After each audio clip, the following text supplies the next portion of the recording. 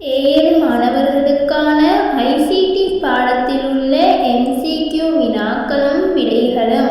முதலாவது கேள்வி, மூன்றாம் தலைமுறை கணினியில் பயன்படுத்தப்பட்ட தொழில்நுட்பம் யாது? 5 கணினி தலைமுறைகள் காணப்படுகின்றன.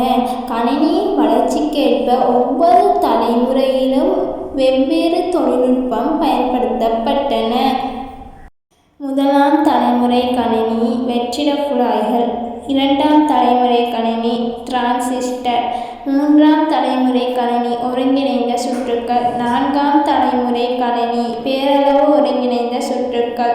ஐந்தாம் தலைமுறை கணினி நுண்முறை வழியாக்கி போன்ற தொழில்நுட்பங்கள் பயன்படுத்தப்பட்டன.